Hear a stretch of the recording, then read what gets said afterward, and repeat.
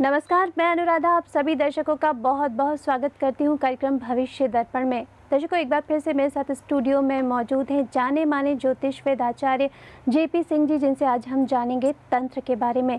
क्या है तंत्र और क्यों इससे लोग भयभीत होते हैं, साथ साथ अगर आप पर किसी ने तंत्र का प्रयोग किया हुआ है तो क्या हो सकता है उससे बचाव।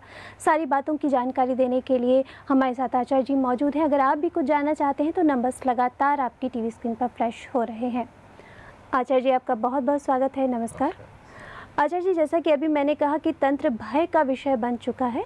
लोग इससे बहुत ज़्यादा डरते हैं और उनको लगता है कि घर से बाहर कदम रखेंगे तो भी कहीं कुछ हमसे गलती ना हो जाए। लोगों ने तरह तरह के, जैसे चौराहों पे देखे जाते हैं या कहीं भी देखे जाते हैं, तो उससे लोग भयभीत हैं या सोचते हैं कि घर में अगर किसी तरीके का तंत्र का प्रयोग किया हुआ है, घर बंधा हुआ है, तो उनकी उन्नति नहीं हो सकती। क्या ये सच होता है? क्या होता है तंत्र? सर्वप्रथम दर्शकों सादर प्रणाम। ओम गंगणपताय नमः। तंत्र का शाब्दिक अर्थ तक नहीं पता और हम तंत्र से भयभीत होते हैं। तंत्र करने चले हैं और तंत्र का त भी नहीं पता। अब तंत्र का शाब्दिक अर्थ समझ लें तो बहुत उत्तम रहेगा। तम जमा त्र, तम का अर्थ हुआ तन यानी ये शरीर। त्र बना त्रक्ष से, त्रक्ष माने रक्षा। तन की रक्षा के लिए जो बनाया गया उसे तंत्र कहा गया। ये शिव की साधना मंत्रों द्वारा, यंत्रों द्वारा उच्चारित की जाती है। ये 6 प्रकार से हमारे लिए उपयोगी होती है और हमारे जन कल्याण के लिए ही परमात्मा ने इसका सर्जन किया था। अब ये हमारे समाज में विद्यमान तब भी थी जब हम नहीं थे, और जब हम नहीं होंगे तब भी रहेगी। ये युगों युगों से, ये कहें चिरकाल से हमारे सम्मुख है।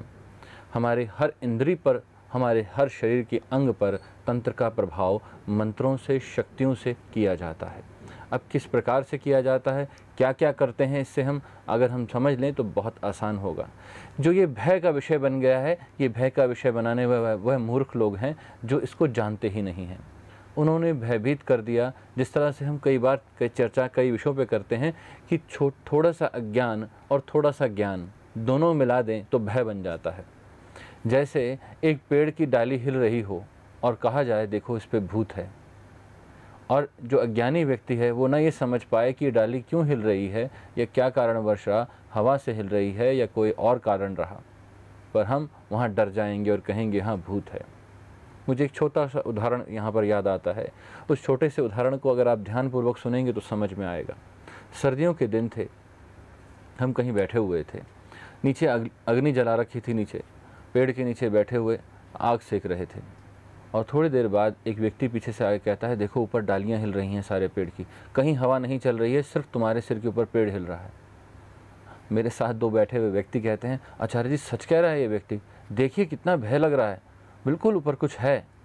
मैंने कहा मूर्खाधिपति, ये अग्नि से जो गर्म हवा ऊपर उठ रही है, ये गर्म हवा उस पेड़ के पत्तियों को हिला रही है, और जबकि पेड़ बहुत ऊंचा है वहाँ तक इसकी हीट नहीं पहुँच पाएगी, पर गर्म हवा वहाँ ज़रूर पहुँचती है जिसकी वजह से वो डाली हिल रही है। और हम ये सोच बैठे कि वहाँ भूत है या कोई प्रेत बाधा है। अब ये भय बन गया, ये अज्ञानवश भय बन गया। हम चाहते हैं किसी प्रकार से ज्ञान के माध्यम से समाज से इस अज्ञान को निकाला जाए और इस ज्ञान के प्रकाश को जन जन तक पहुँचाया जाए, ताकि जन कल्याण हो सके, ये समझा जा सके ये तंत्र चीज़ क्या है, तंत्र कहते किसे हैं। तंत्र हमारे कल्याण के लिए बनाया गया, और हर कल्याण के लिए चीज़ जो बनाई जाती है उसका दुरुपयोग होता ही होता है। ये आपके सम्मुख हर जगह है। जो दवाई आपको फ़ायदा देती है वही नुकसान देती है। जो हथियार आपकी रक्षा करते हैं वही आपकी हत्या भी करते हैं। आज एक पिस्टल अपने सिक्योरिटी गार्ड को दे दीजिए, कल को पता नहीं उसका मस्तिष्क खराब हो जाए या किसी के कहने पे कुछ कर बैठे, वही सिक्योरिटी गार्ड आपको गोली मार देगा। हम इसके उदाहरण अपने प्रधानमंत्री के रूप में देख चुके हैं हमारे देश में। ऐसी बहुत सारी परिस्थितियाँ तंत्र के माध्यम से उत्पन्न होती हैं। अब तंत्र कहाँ कहाँ प्रयोग होता है? तंत्र सम्मोहन में प्रयोग होता है, तंत्र उच्चाटन में प्रयोग होता है, तंत्र यहाँ पर संभव में प्रयोग होता है, तंत्र यहाँ पर वशीकरण में प्रयोग होता है। अब तंत्र के माध्यम से हम अपने जो भी मनोरथ हैं वो सिद्ध करते हैं। आज का आधुनिक युग में जो हमारा विज्ञान है वो बड़ा धम भरता है कि देखिए यहाँ ये हो सकता है, यहाँ ये हो सकता है, या ये होता है। पर इस आधुनिक युग में एक चीज़ नहीं हो पाती, हमारी ये साइंस वहाँ तक नहीं पहुँच सकती। सूक्ष्म से स्थूल तक और स्थूल से सूक्ष्म तक की यात्रा जो तंत्र करता है वो और किसी माध्यम से नहीं करी जा सकती, क्योंकि तंत्र के माध्यम से हम मस्तिष्क में बैठी हुई इंद्रियों तक, हम विचारों तक को बदलते हैं। हम किसी व्यक्ति के प्रति सम्मोहन पैदा करते हैं। हम तंत्र के द्वारा किसी व्यक्ति के मन में प्रेम पैदा करते हैं। मुझे इसका एक उदाहरण याद आता है। एक महिला मेरे सम्मुख आई, कहते हैं आचार्य जी मेरे पति मुझसे बिल्कुल प्रेम नहीं करते। मैंने कहा बहना ऐसा क्यों है, आपको क्यों लगता है ऐसा? कहते हैं आचार्य जी वो बाहर किसी स्त्री के साथ जुड़े हुए हैं और घर में बिल्कुल ध्यान नहीं देते। मैं उनको गलत नहीं मानती, ठीक है उनके एनवायरनमेंट में ऐसा रहा, उनका बचपन ऐसा बीता कि वो फ्री रहे।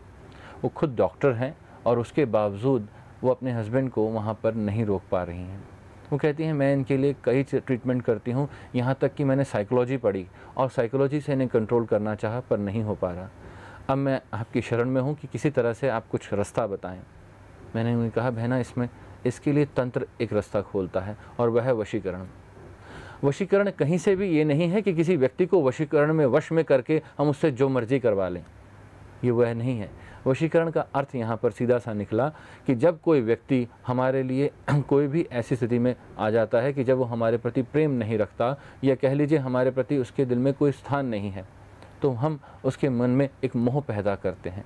वो मोहनी शक्ति वशीकरण कहलाती है। अब उन डॉक्टर साहिबा को हमने वो वशीकरण के लिए पूजा करवाई उनसे और उनको एक यंत्र बना के दिया और यंत्र के साथ स्थापित कराकर उनको कहा कि आप 3 महीने तक इस मंत्र का जाप करिए। अब उन्होंने ऐसा किया। 3 महीने बाद कहते हैं आचार्य जी अद्भुत चमत्कार देखती हूँ कि जो व्यक्ति मेरे पास बैठना नहीं चाहता था, आज वो व्यक्ति कहता है चलो तुम्हें घुमा लाऊं। पर अब मुझे डर लगता है कि ये थोड़े दिन में ख़त्म तो नहीं हो जाएगा। मैंने कहा बिल्कुल ठीक पहचाना आपने। जब किसी को हम वशीकरण करते हैं तो हमें ये ध्यान रखना चाहिए कि अगर हमने उस समय पर सही उचित मार्ग नहीं चुना तो निश्चित तौर पर वह व्यक्ति पतित हो सकता है या वहाँ से हट सकता है। उदाहरण स्वरूप जब किसी डॉक्टर को किसी की सर्जरी करनी होती है तो उसको वहाँ पर एनेस्थीसिया दिया जाता है, बेहोशी का इंजेक्शन दिया जाता है। अब वहाँ पर वो बेहोश हो जाता है और डॉक्टर अपना ऑपरेशन करके उसकी सिलाई करके उसे छोड़ देता है। अब डॉक्टर सोचे कि मरीज़ बेहोश हो गया है, चलिए कर लेंगे, उसके बाद ऑपरेशन आराम से कर लेते हैं, कोई दिक्कत नहीं है। और उसकी एक टाइम लिमिट है, टाइम लिमिट के बाद वो ख़त्म होने वाला है और उसके बाद जो मनुष्य है वो जागने वाला है। अगर आपने उसके बाद चीरा दिया या किसी प्रकार की कोई शल्य क्रिया की तो वो चीखेगा, चिल्लाएगा और आपको करने नहीं देगा। और अगर आपने वो कर लिया तो निश्चित तौर पर वह आप कार्य सिद्ध कर बैठे हैं और वो व्यक्ति ठीक हो जाएगा, आपने उसका इलाज कर दिया। ठीक उसी प्रकार तंत्र के माध्यम से हम किसी व्यक्ति को वशीभूत करते हैं और वो उस वशीभूत अवस्था में आपके प्रति प्रेम जागृत करना अब आपका काम है। वो वशीकरण जीवन भर चलेगा, इसमें कोई दो राय नहीं है। पर अगर आपने प्रेम जागृत नहीं करा, आप मुंह फुला के बैठे रहे कि ठीक है अपने आप किसी तरह से ये हमारे प्रति प्रेम पैदा करेंगे, अपने आप हमारे पीछे लगे रहेंगे, ऐसा नहीं होता है। इसके लिए आपको भी प्रयासरत रहना पड़ेगा। अब इसके विपरीत कई बार इसका जब दुरुपयोग होता है, तंत्र का हम दुरुपयोग भी देखते हैं कि हमारे लिए किसी ने उच्चाटन कर दिया कि हम कारोबार पे बैठे हैं, हमारा दिल नहीं करता वहाँ पर गद्दी पे बैठने का, हम घर में बैठना नहीं चाहते, घर से बाहर निकलना चाहते हैं, हमारा आपस में घर में कलह हो गया है, किसी तरह का यहाँ पर कलह के लिए कोई तंत्र चला दिया गया है, मारक यंत्र चला दिए जाते हैं। यहाँ तक कि तंत्र में बहुत अलग अलग चीज़ें जैसे मुंथा कहा जाता है, ऐसी चीज़ों का तक का प्रयोग कर दिया जाता है। अब ऐसी अवस्था में क्या किया जाए, तंत्र को वहाँ कैसे रोका जाए, क्योंकि हर चीज़ का दुरुपयोग भी होता है, क्योंकि जानने वाले हर एक व्यक्ति हैं। यहाँ बॉम्ब बनाया गया था रक्षा के लिए और यहीं भक्षक हो गए वो बॉम्ब हमारे। यहाँ पिस्टल बनाई गई थी रक्षा के लिए और वही भक्षक हो जाती है, तब हम क्या जानें उस चीज़ के लिए। तो वहाँ हमने बुलेट प्रूफ्स बनाए ताकि हम अपनी रक्षा भी कर सकें। अब ऐसी स्थिति में हमने क्लींजिंग ऑयल का जो हमने इस्तेमाल किया, क्लींजिंग ऑयल तंत्र को समाप्त करता है, साथ में हर प्रकार की नकारात्मक ऊर्जा को भी वहाँ से निकालता है। साथ में हमने वहाँ पर ब्लैक मैजिक ऑयल का प्रयोग करने के लिए यहाँ सलाह देते हैं कि आप ब्लैक मैजिक का प्रयोग करेंगे तो निश्चित तौर पर किसी प्रकार का काला जादू या तंत्र का प्रयोग किया गया है तो उसका नाश हो जाएगा, वो वहाँ से समाप्त हो जाएगा। पर इन सारी स्थितियों में एक सबसे बड़ी बात है कि आपको भयभीत नहीं होना है, आपको ये जानना है कि है क्या तंत्र। छोटे छोटे टोने टोटकों को अगर आप तंत्र मान बैठते हैं तो ये बहुत बड़ी भूल है। ये इतनी विशाल विद्या है कि इसे जानना जितना शुरू करेंगे उतना ही आगे बढ़ती चली जाएगी आपसे।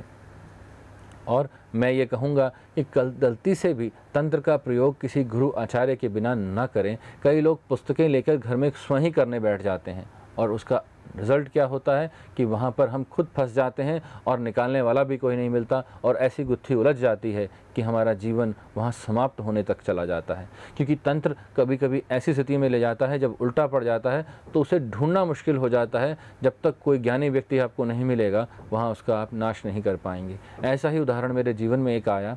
एक व्यक्ति प्रोफेसर रहे प्रोफेशन से और उसके बाद उन्होंने पुस्तकें पढ़नी शुरू कर दी, क्योंकि ज्ञानी व्यक्ति हैं तो पुस्तकें तंत्र की लेकर आके पढ़नी शुरू कर दी। खुद ही यंत्र बनाकर जलाना शुरू कर दिया, कभी मंत्र उच्चारण करना शुरू कर दिया।